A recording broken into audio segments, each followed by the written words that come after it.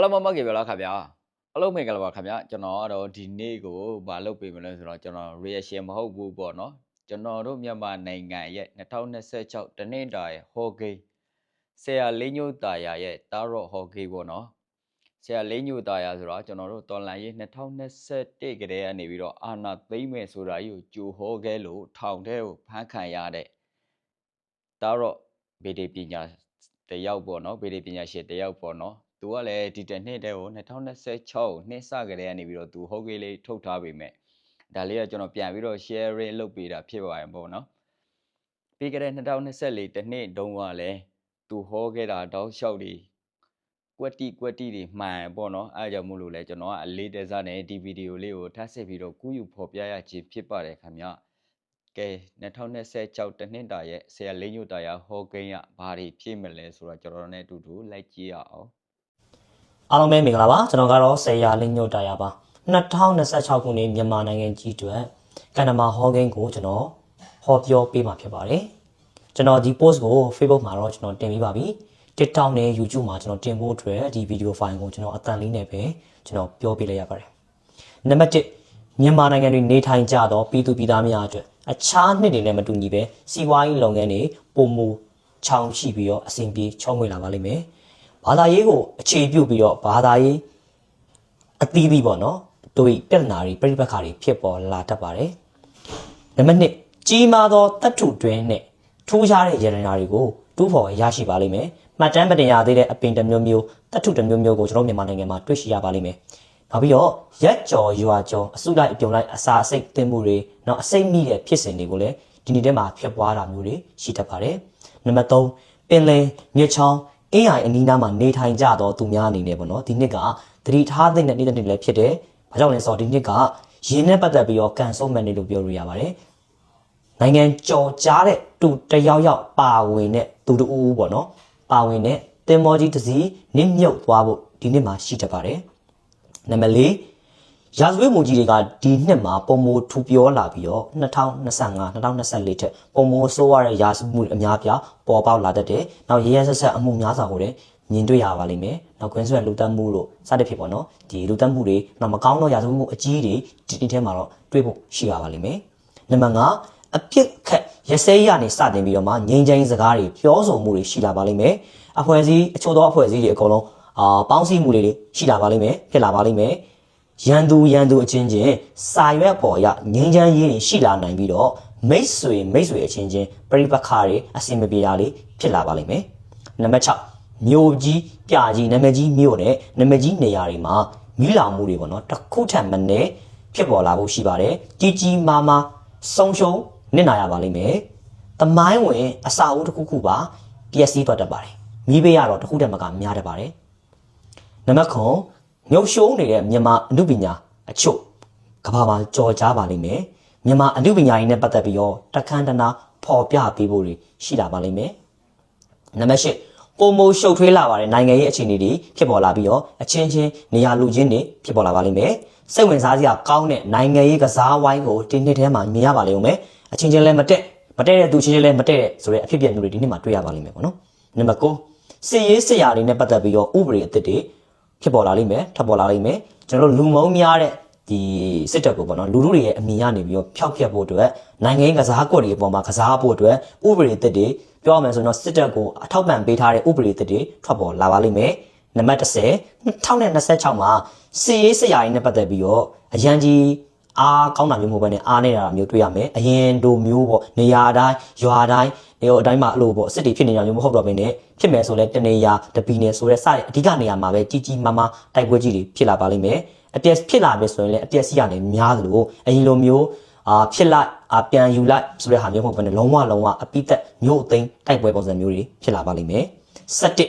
2026မှာနိုင်ငံရေးခေါင်းဆောင်အသစ်များစွာပေါ်ပေါက်လာပါလိမ့်မယ်အဖွဲ့အစည်းအစုံရဲ့အားကောင်းတဲ့နိုင်ငံရေးလှုပ်ရှားမှုတွေကိုလည်းမြင်တွေ့လာရမှာဖြစ်ပြီးတော့ပြည်သူတွေကိုမျက်နှာချိုပြမယ်နှစ်တစ်ခုလို့လည်းပြောလို့ရတယ်အခုပဲပြည်သူတွေဘေးမျက်နှာကိုကြည့်ရမယ်မသိရတဲ့အထိကွဲပြားမှုတွေဖြစ်လာမယ်အကြီးမားဆုံးနှစ်ပါပဲ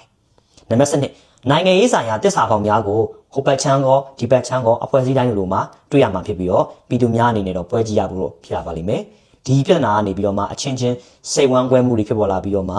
တယောက်နဲ့တယောက်အစားဖြောက်ခြင်းတွေလောက်ချန်ခြင်းတွေတယောက်နဲ့တယောက်ပေါ့နော်အပြစ်တွေလွှဲချခြင်းတွေကြည့်တိတ်ရောက်လာနိုင်တတ်ပါတယ်နံပါတ်73မျော်လင့်နေကြတဲ့နိုင်ငံရေးအကျဉ်းသားတချို့နဲ့အချုပ်သားတချို့လွတ်မြောက်လာပါလိမ့်မယ်နိုင်ငံရေးအမှုတွေနဲ့ပတ်သက်ပြီးတော့ဖြေလျှော့ပေးတဲ့ကြေညာချက်တွေအမိန့်စာတွေဥပဒေတွေလည်းထုတ်ပြန်ပါလိမ့်ဦးမယ်နံပါတ်74စကားစကိုအချို့နိုင်ငံအချို့ကနေပြီးတော့မှဓာတုဘုံတွေစစ်လက်နက်တွေကိုဒီနဲ့ပတ်သက်ပြီးတော့အကူအညီပေးမှုတွေကိုပေါ်ပေါ်ထင်ထင်ကူညီပေးလိမ့်မယ်ပြီးတော့ပြည်သူတွေနဲ့အနာရောဂါတွေနဲ့ပတ်သက်ပြီးတော့သတိထားမယ်နှစ်လို့လည်းပြောချင်တယ်နံပါတ်75မကောင်းမှုများကောင်းမှုများဒွန်တွဲနေတဲ့နှစ်ဆိုပေမဲ့လေပြည်သူတွေအတွက်ကတော့အရင်နှစ်တွေတဲ့ဆိုင်စာရေးတောက်ရေးနေရေးထိုင်ရေးစီးပွားရေးအားလုံးတတ်တာချောင်ကြည့်မယ်နှစ်လို့ပြောလို့ရတယ်စကားစားရဲ့အစိုးရတက်ကလည်းပြည်သူတွေကိုပြောအောင်ချော့ကြမယ်နှစ်လို့လည်းပြောလို့ရတယ်ပြောမှဆိုတော့ကြည်နေကြည်စားပါဗျာနံပါတ်16တရားမျှတမှုကိုကျင့်သုံးနေကြတဲ့လူကောင်းများစွာပေါ်ပေါက်လာမှဖြစ်တယ်လို့နိုင်ငံတော်ရဲ့တရားမျှတပြီးတော့လူရှိလူငယ်များတဲ့အသက်ကြီးတဲ့လူကြီးအချို့ကွယ်လွန်အနေဆရောက်ကြပါလိမ့်ဦးမယ်နောက်ပြီးတော့ဒီရက်မှာလည်းဘာသာရေးခေါင်းဆောင်အချို့ရဲ့နောက်စာပေအမှုပညာနိုင်ငံသမားဟောင်းကြီးတွေကလည်းပါလိမ့်မယ်နံပါတ်7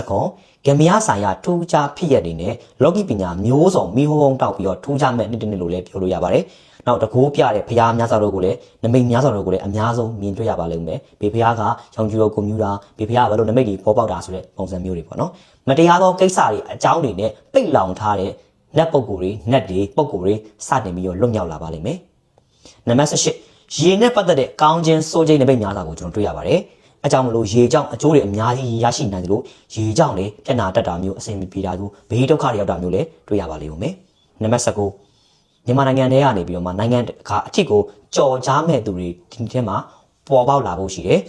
နံပါတ်20စစ်ကောင်စီအနေနဲ့အစိုးရအသစ်ကိုခေါင်းပြောင်းပေးပြီးရဲ့နောက်မှာနိုင်ငံရေးဇက်ကွန်နောက်ကနေနေထိုင်ပြီးတော့ရုပ်သေးအစိုးရဖြစ်ဆောင်ရွက်တော့မှာဖြစ်တယ်ပြီးတော့စကားစားနဲ့ပတ်သက်တဲ့နိုင်ငံတကာရဲ့အရေးယူမှုတွေရှိတယ်အဲ့ဒါတွေကိုလည်းစကားစားကလက်သလုံးကြားနဲ့လူစားထိုးပြီးတော့ထိုးကျွေးတာမျိုးတွေလုပ်လာပါလိမ့်မယ်နံပါတ်21ဘဏ်လုပ်ငန်းတွေနဲ့ပတ်သက်ပြီးတော့ကောင်းသောအကျိုးပတ်တွေကိုပုံမူပြီးဥတီလာကိုတွေ့ရတယ်ဒေါ်လာဈေးတွေမွေဈေးတွေလည်းအပြောင်းလဲဖြစ်ပေါ်လာမယ်ပြောရမယ်ဆိုရင်တော့ဟိုကောင်းလာမယ့်အနေထားမှာရှိတာပေါ့နော်နံပါတ်22ကမ္ဘာ့စင်မီမှာတော့ဖြစ်နေမယ်မြန်မာနိုင်ငံနဲ့ပတ်သက်ပြီးတော့ကမ္ဘာနိုင်ငံကြီးကြားထဲမှာလည်းအရှုပ်ထွေးတွေဖြစ်ပေါ်လာပါလိမ့်မယ်ပြောရမယ်ဆိုတော့မြန်မာနိုင်ငံနဲ့ပတ်သက်ပြီးတော့ကမ္ဘာနိုင်ငံကြီးတွေရဲ့အားပြိုင်မှုတွေကတွေ့ရလိမ့်မယ်မီးနည်းနည်းလေးတောက်လောင်တယ်လို့ပြောလို့ရတယ်နံပါတ်23စစ်ရေးဆရာတွေကနေရာတိုင်းမှာဖြစ်မှာမဟုတ်တော့တဲ့အတွက်ကြောင့်စစ်ရေးကြောင့်ကွယ်လွန်မှုတွေပျက်စီးမှုတွေက2025 2024ထက်တော့အများကြီးကျဆင်းလာပါလိမ့်မယ်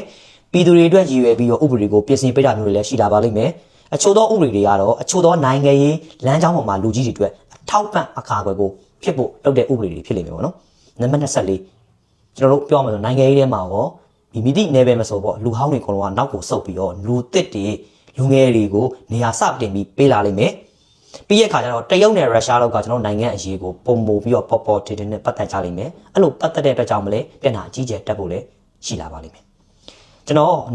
24ချက်တိဟောပြောတယ်ဒီတစ်ချက်ချင်းစီမှာလည်း2ချက်3ချက်ထိပို့ရလဲရှိနိုင်တယ်ပေါ့နော်အဓိကတော့ကြမ်းရှိနေတဲ့ကိစ္စတွေအချို့သောစိုးရတဲ့ကပ်ပေးတွေပေါ့အဲ့ဒါတွေကိုကျွန်တော်နီးကပ်လာတဲ့အခါမှာကျွန်တော်တတိပေးတဲ့အခါနေနဲ့ကျွန်တော်အာယုံပေါ်တဲ့အခါမှာလာပြောပြပေးပါမယ်ဥပမာမနစ်ကလိုမျိုးငွေလျင်ပေးလိုမျိုးအရန်ကြီးကျယ်တဲ့ဟာမျိုးပေါ်လာကန်နီးဆိုတော့ကျွန်တော်ရဲ့ Facebook အကောင့်ကနေပြီးတော့ကြီးညာပေးပါမယ်အဓိကတော့ဒီနှစ်ကတော့အဓိက view ဆိုင်ရမှာမီးပေးပါပဲမီးကထင်တာထက်ပိုပြီးတောက်လောင်မဲ့နှစ်လို့ပြောလို့ရတယ်နောက်ဒုတိယတော့ရေပေးပါပဲငွေလျင်ပေးကတော့အနေငယ်ရှိပါတယ်ဒါပေမဲ့အကယ်ရှိခဲ့တယ်ဆိုရင်တော့မှ2025လောက်အပြည့်အစည်အဆုံးရှုံးလူသိမှုတော့များမှာမဟုတ်တော့ပါဘူးအများမျှော်လင့်နေတဲ့စကားစားကိုပေါ့နော်အမေရိကန်ကနေဝင်ဖမ်းတာလို့ဗီနိုင်ငံဝင်ဖမ်းတာလို့ဆိုတော့နမိတ်မျိုးကျွန်တော်လုံးဝမတွေ့ရသေးပါဘူးဒါပေမဲ့အမေစုနဲ့နိုင်ငံရေးသမားအတီအတွက်ပေါ့နော်နမိတ်ကောင်းလေးတွေကိုတွေ့ရတယ်ရွေးကောက်ပွဲအသစ်နဲ့ပတ်သက်ပြီးတော့ပြည်နာလေးတက်လာဖို့ရှိတယ်ဒါပေမဲ့လည်းဒင်းတို့လိုမျိုးပေါ့ဒင်းတို့လိုမျိုးအာနာပြန်မသိမ်းနိုင်တော့လဲမကြည့်ရင်ပဲကြည့်နေညမယ်မျက်နှာလေးကျွန်တော်မြင်ရမှာပေါ့နော်ကျွန်တော်ဒီနေ့စာလုံးကိုကြည့်လိုက်တဲ့အခါမှာတော့ပြောဆိုနိုင်ငံကိစ္စတွေအများများပါတယ်ဒါပေမဲ့လည်းဒီနိုင်ငံမှာလည်းဒီကိစ္စကလည်းပြီးတော့ကျွန်တဲ့ကိစ္စတွေကအဲ့လိုကြီးစိတ်ဝင်စားစရာတိတ်မရှိတာဘူးလေတွေ့ရတယ်ပြောမှဆိုတော့ပြည်သူတွေဘက်ကကြည့်မယ်ဆိုရင်တော့အကောင်းများတဲ့နှစ်ပါစားရေးတောက်ရေးနေရေးထိုင်ရေးအကုန်လုံးအကောင်းများတယ်လို့ပြောလို့ရတယ်နိုင်ငံရေးအနေနဲ့ကြည့်မယ်ဆိုတော့အရန်ကိုရှုပ်ရှက်ခတ်နေတဲ့နှစ်လို့လည်းပြောလို့ရတယ်အဲ့တော့ကျွန်တော်ဟောခဲ့တဲ့ဟောကိန်းအများစုဒီမကောင်းတဲ့ဟောကိန်းများအားလုံးလို့ဒီလက်တက်စင်အောင်လွဲချော်ပြီးတော့ကောင်းသောဟောကိန်းတွေမှများအားလုံး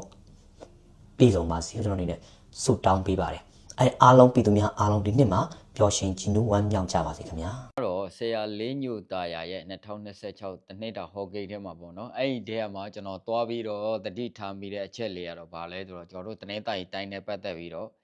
ရေကြောက်လဲအများကြီးအကျိုးဖြစ်ထောနိုင်တယ်လို့ ရေကြောက်လေ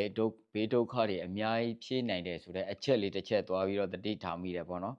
အဲ့ဒါဘာဖြစ်လို့လဲဆိုတော့ကျွန်တော်တို့မြန်မာနိုင်ငံတနိုင်ငံလုံးမှာဆိုလို့ရှိရင်ကျွန်တော်တို့တနင်္သာရီတိုင်းလေးကကျွန်းဆွယ်လေးဖြစ်တယ်ဗျာပတ်လည်မှာရေတွေရှိတယ်နော်တဘောဝဆိုတာကလေလောဝတဘောဝအရေးမြင့်ဆိုတာမှတဘောဝအရေးမြင့်အစစ်တည်းပဲကြာနေသေးတယ်ဗျာကျွန်တော်တို့တနင်္သာရီတိုင်းလေးမှာကြတော့နော်တချို့မြန်မာပြည်အနှံ့နေရအနှံ့တွေမှာဆိုလို့ရှိရင်တရားစတအကုန်တလောက်နီးပါးရှိနေပြီဖြစ်တဲ့အတွက်ကြောင့်မလို့လဲဒါပေမဲ့အဲ့အကြောင်းမလို့ဒါစစ်ကောက်စီကကျွန်တော်တို့တနင်္သာရီတိုင်းဘက်ကိုအရလိုချင်နေတာလည်းဖြစ်တယ်ပေါ့နော်နောက်တစ်ချက်ကဘာလဲဆိုတော့ကျွန်တော်တို့လုံးဝရှားပါတဲ့တတ္တုတစ်မျိုးဆိုတာလဲဒါကျွန်တော်တို့အကုန်လုံးသိထားပြီးသားဖြစ်တယ်အဲ့ဒီတတ္တုကလည်းကျွန်တော်တို့တနင်္သာရီတိုင်းထဲမှာပဲရှိတဲ့အတွက်ကြောင့်မလို့အဓိကတော့ကျွန်တော်တို့တနင်္သာရီတိုင်းလေးကဒီနေ့ထဲမှာတော်တော်လေးဂယုတက်ဆိုင်နဲ့နေရမယ့်နှစ်လေးလည်းဖြစ်တယ်ပေါ့နော်အဲ့လေးလာပြီးတော့ပြောပြချင်တာပါပြီးတော့နောက်တစ်ချက်ကဘာလဲဆိုလို့ရှိရင်တော့တကယ်ဒီတစ်နှစ်ထဲမှာတကယ်ပြဿနာကြီးကြီးကြီးမားမားကြီးတစ်ခုပြောင်းလဲကြီးကြီးမားမားကြီးတစ်ခုဖြစ်သွားမယ်ဆိုလို့ရှိရင်တော့ကျွန်တော်တို့တနင်္သာရီတိုင်းသူတိုင်းသားတွေနေနဲ့ကတော့နည်းနည်းစီးပွားရေးလူမှုရေးဘက်ချောင်းလဲလာဖို့အနေထားတွေရှိရပေါ့နော်အဲ့လိုမျိုးလေးမြင်တယ်ဗျဒါကျွန်တော်ရဲ့တကူကြီးတကာရတုတ်တက်မှုလေးပေါ့နော်ဟုတ်ကဲ့ကျွန်တော်ရဲ့ဒီဗီဒီယိုဖိုင်လေးကတော့ကျွန်တော်ပြန်ပြီးတော့ share ရေးလာလုပ်ပေးတာပဲဖြစ်ပါတယ်ဘာဖြစ်လို့လဲဆိုတော့ကျွန်တော်ကိုယ်တိုင်လဲစောက်ကြည့်ခဲ့တယ်ပေါ့နော်ဒီဆရာရဲ့ဟောချက်ပြောချက်တွေအကုန်လုံးကတော်တော်များများမှာအခုဒီဗီဒီယိုဆိုလို့ရှိရင်နောက်တောင်ကြားနေပြီသူကစပြီးတော့ဟောကားတာကျွန်တော်တို့2026တရက်နေကြတဲ့ကနေပြီးတော့ဟောထားတာပေါ့နော်ဒီအခုဆိုလို့ရှိရင်ဒါပေမဲ့အကုန်လုံးကတက်တိုက်ဆိုင်ဆိုင်တအားတွေမှန်နေလို့ကျွန်တော်ဒီဗီဒီယိုလေးကိုလာပြီးတော့ sharing ပြန်လုပ်ပေးတာဖြစ်ပါတယ်ခင်ဗျဟုတ်ကဲ့ကျွန်တော်ဗီဒီယိုလေးကိုဆုံးအောင်ကြည့်ပေးတဲ့အတွက်ကျေးဇူးအများကြီးတင်ပါတယ်ခင်ဗျ